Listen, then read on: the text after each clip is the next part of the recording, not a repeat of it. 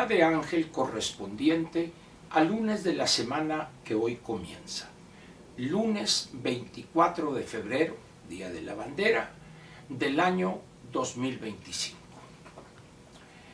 Voy a comentar con usted algo que es obligado, y en pocas palabras lo digo, el resultado de las elecciones generales en la República Alemana celebradas ayer. Los resultados concordaron prácticamente al más mínimo detalle a lo que habían las encuestas diversas que habían encontrado al levantarlas entre los ciudadanos alemanes. El Partido Demócrata Cristiano, partido al que pertenece la doctora Angela Merkel, ella sí doctora de a de veras, no como otras doctoras que andan por ahí, la doctora Corazón, etcétera, etcétera. Ya sabe usted, el que entendió, entendió. Hubo desencuentros en un determinado momento entre el actual triunfador, o el que triunfó ayer, el señor Friedrich Merz, con Z al final, pero espero yo que esas diferencias se subsanen y trabajen juntos ambos personajes con miras a enfrentar una serie de problemas estructurales que tiene o que enfrenta desde hace algunos años Alemania. ¿Qué sucedió con el partido que se califica como, que lo han calificado como de ultraderecha, Alternativa para Alemania? Quedó en segundo lugar, como también se esperaba, pero lejos del ganador o el que tuvo dentro de las minorías la mayor minoría.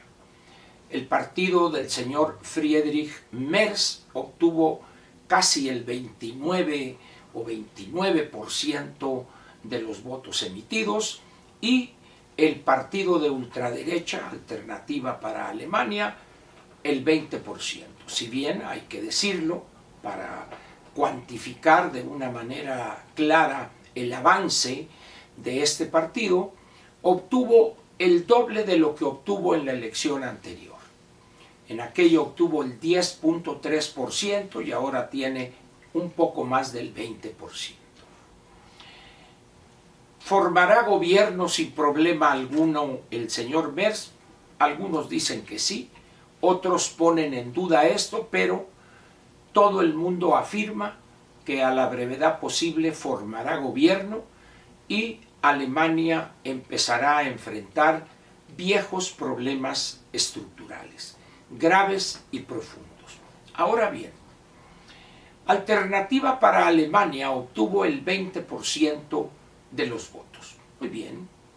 Sin embargo, hay un detalle muy curioso, que prácticamente donde arrasó, donde ganó todo, fue en lo que era el territorio de la hoy extinta República Democrática Alemana, que sigue siendo con ciertas salvedades la parte más atrasada de la República Alemana. Y la pregunta aquí que surge es, ¿cómo es posible que el partido ultraderechista, con la visión más conservadora y en algunos casos racista y pronazi, haya obtenido su gran cosecha de votos en la parte que era socialista de la vieja Alemania dividida? Esto es un tema no fácil de explicar. Buscaré en los siguientes programas tratar de aclarar un poco al respecto. Pero el hecho es que hay un triunfador claro, el Partido Demócrata Cristiano, que ya rechazó desde antes de la realización de la elección de ayer que por ningún motivo harían alianza con la ultraderecha. De tal manera que los prospectos para formar gobierno son los verdes y los socialdemócratas, que es el partido del candidato perdedor o del perdedor, el señor Scholz. De tal manera pues que en términos generales no se ven grandes problemas que podrían, espero no estar equivocado, algo que no sea, vamos a decir, factible resolver. Pero ahora bien, ¿qué va a pasar con esa victoria de los demócratas cristianos? Pero con un personaje, el señor Merz, que está muy lejos de ser un político que no está dispuesto a sacudir esa Alemania anquilosada, particularmente en materia económica. Y esto hace pensar en una situación positiva en los próximos al menos 4 o 5 años para Europa o para la Unión Europea.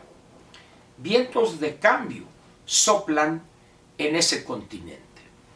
Y es fácil en este momento pensar en una gran alianza estratégica, por supuesto, entre Francia y Alemania y algunos otros países que sin duda los apoyarían o apoyarían este proyecto. ¿Con miras a qué?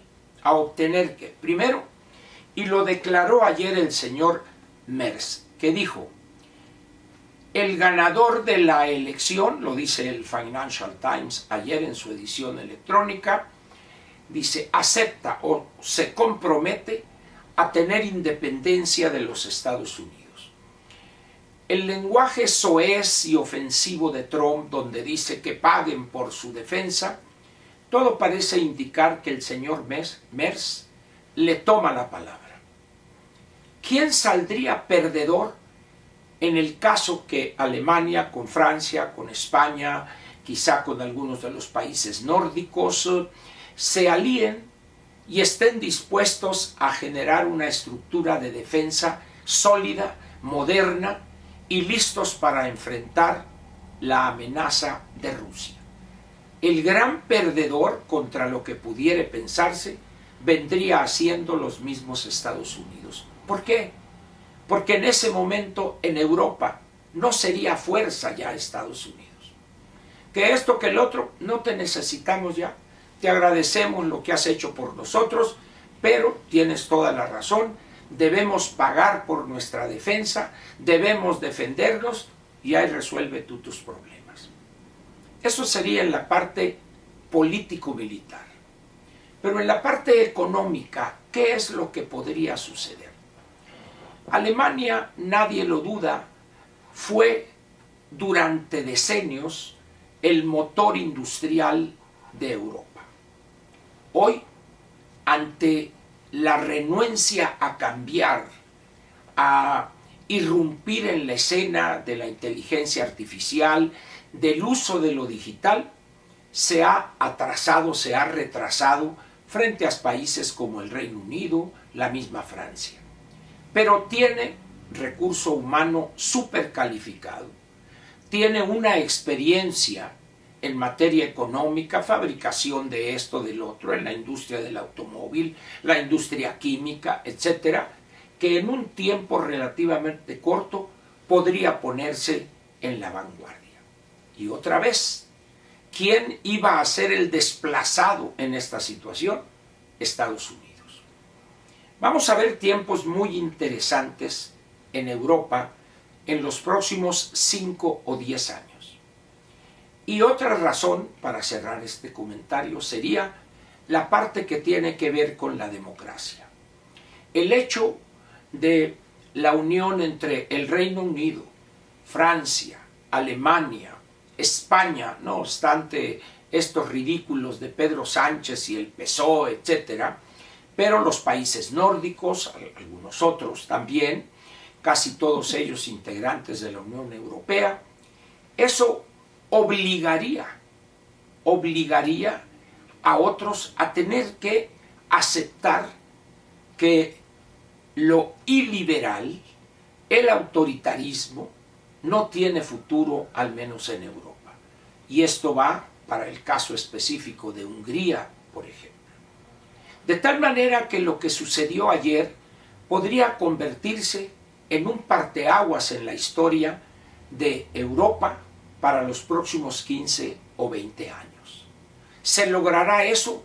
Es muy posible, pero no hay, como en todo problema en la política, adelantar vísperas. Y hay otro elemento que quizá ayude. Para nadie es un secreto que Europa requiere migrantes.